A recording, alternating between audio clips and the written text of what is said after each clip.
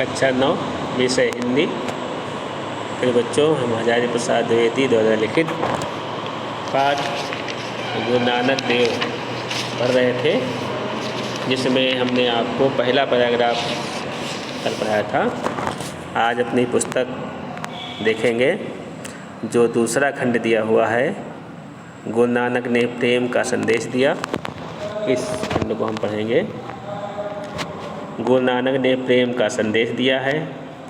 उनका कथन था कि ईश्वर नाम के सम्मुख जाति और कुल के बंधन निरर्थक हैं, क्योंकि मनुष्य जीवन का जो चरम प्राप्तव्य है वह स्वयं प्रेम रूप है।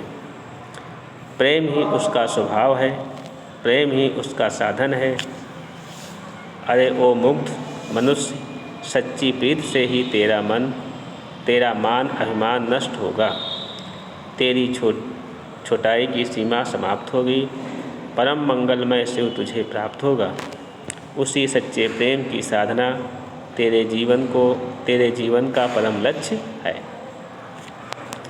चरम प्राप्तव्य, प्रमुख लक्ष्य या उद्देश्य। मुग्ध मोह में पड़ा या मोहित, प्रीति प्रेम, छोटाई लघुता या क्षुद्रता, शिव परम कल्याण तत्व। इस प्रकार से इसके शब्दार्थ हुए। अब हम इस गद्यांश में जैसे आप प्रश्न पढ़ चुके हैं, तो पहला ही प्रश्न होता है गद्यांश के पाठ और लेखक का नाम।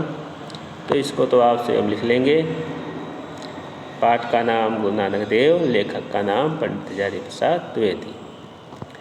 अब रेखांकित अंशों की व्याख्या। तो रेखांकित अंश जो हैं उसकी व्याख्या हम पढ़ेंगे। द्विवेदी जी कहते हैं, गुरु नानक देव ने समस्त संसार को प्रेम का संदेश देते हुए कहा। ठीक है, नहीं, गुरु नानक ने प्रेम का संदेश दिया। उनका कथन था, यानी उन्होंने कहा कि ईश्वर नाम के सम्मुख जाति और कुल के बंधन निरर्थक है, कि मनुष्य के जीवन का मुख्य लक्ष्य ईश्वर प्राप्ति है और ईश्वर स्वयं प्रेम स्वरूप है, अर्थात ईश्वर प्रेम से ही प्राप्त होता है। तो ईश्वर तक पहुँचने का जो मार्ग है वो सच्चे प्रेम का ही निर्मल मार्ग है, अर्थात सच्चे प्रेम से ही वह मार्ग मिलता है। इसलिए यदि हम ईश्वर की प्राप्ति करनी है, यदि हमें ईश्वर की प्राप्ति करनी है तो प्रेम को अपनाना होगा। प्रेम ही स्वभाव है, प्रेम ही उसका साधन है। अरे मुग्ध मनुष्य, सच्ची प्रीत से ही तेरा मान अभिमान नष्ट होगा।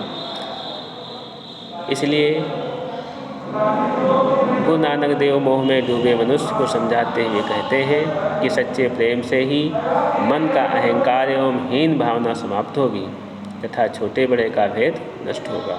अर्थात जब मनुष्य के अंतर ईश्वर के प्रति सच्चा प्रेम उत्पन्न हो जाता है, तब उसके अंतर की जो छोटी बड़ी हीन भावनाएं होती हैं वो नष्ट हो जाती हैं। वो समस्त प्राणी को एक समान या एक दृष्टि से देखता है, और तभी जब एक दृष्टि से देखता है तभी वो सच्चा प्रेमी कहलाता है, और तभी उसे ईश्वर की प्राप्ति होती है। जब हमारे सभी दुर्गुण से हमें मुक्ति मिलेगी तभी कल्याण का संभव है। दुर्गुण अर्थात सबसे बड़ा दुर्गुण यही होता है मनुष्य के अंदर अहंकार। यदि अहंकार नष्ट हो जाता है तब मनुष्य का कल्याण ही संभव है तथा परम पूजनीय शिव की प्राप्ति होगी, क्योंकि उस ईश्वर के सच्चे प्रेम को पाना ही तेरा परम लक्ष्य है, अर्थात तुझे मोक्ष की प्राप्ति होगी। आगे भी इससे संबंधित कुछ प्रश्न हैं, अभी हम उसको पढ़ेंगे।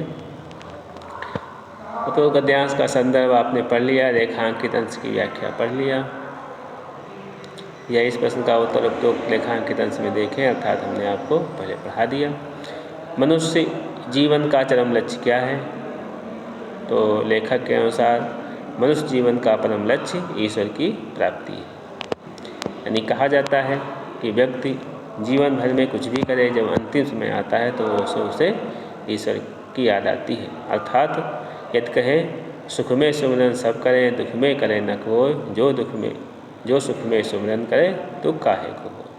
अर्थात यदि व्यक्ति ईश्वर की आराधना में सदैव लगा रहता है तो उसे दुख की प्राप्ति ही नहीं होगी, क्योंकि दुख तो तभी उसे प्राप्त होता है जब वह उसके अंतर्गत अभिमान आ जाता है और अभिमान को नष्ट करने के लिए ही दुख की प्राप्ति होती है।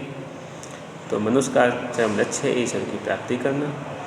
ईश्वर सच्चे प्रेम से प्राप्त होता है, इसलिए सच्चा प्रेम अहंकार के द्वारा संभव नहीं है। इसलिए व्यक्ति को अहंकार को त्यागना होगा, और जब अहंकार नष्ट हो जाता है तब स्वयं मनुष्य जो है ईश्वरमय हो जाता है। 4 नंबर का प्रश्न है, चरम लक्ष्य प्राप्त का क्या साधन है, अर्थात चरम लक्ष्य कैसे प्राप्त हो। तो लेखक ने बताया है, चरम लक्ष्य अर्थात ईश्वर की प्राप्ति का साधन सच्चा प्रेम है। निस्वार्थ प्रेम करके ही हम उस चरम लक्ष्य को प्राप्त कर सकते हैं।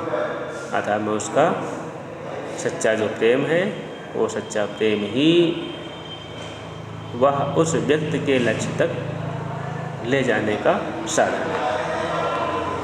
अब हम आगे कुछ क्वेश्चन हैं, इनको पढ़ेंगे। मनुष्य का मान अभिमान किससे नष्ट होता है।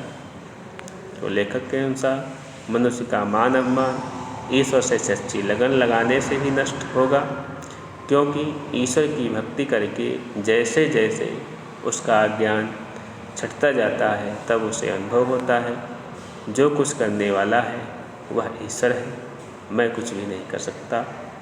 तब धीरे धीरे उसका अभिमान समाप्त हो जाता है। अर्थात यहाँ पर अभिमान कैसे नष्ट हो, इस विषय में लेखक ने बताया। इधर कबीरदास जी ने इस संबंध में एक दोहा कहा है,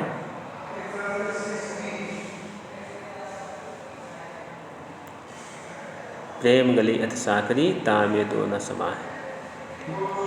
कि ईश्वर के प्राप्त का रास्ता अत्यंत सकरा है, उस रास्ते में दो अर्थात अभिमान और ईश्वर का नाम नहीं समा सकता है। 6 नंबर का है, परम मंगलमय शिव की प्राप्ति कैसे होती है। परम मंगलमय अर्थात व्यक्ति के समस्त कष्टों का निवारण यानी मंगलमय होना, तो उसकी प्राप्ति कैसे होगी। तो लेखक बताता है, सच्चे प्रेम द्वारा जब मनुष्य का अहंकार नष्ट हो जाता है, हीनता, मान अपमान तथा ऊंच नीच की भावना समाप्त हो जाती है, तब उसे परम मंगलमय शिव की प्राप्ति होती है। अर्थात कहने का भाव ये है, जब मनुष्य के अंदर अहंकार रहेगा नहीं तो संसार में समस्त लोगों को एक भावना से देखेगा, उसके लिए ना कोई धनवान होगा न कोई गरीब, और उसे चारों ओर मंगल ही मंगल दिखाई देगा।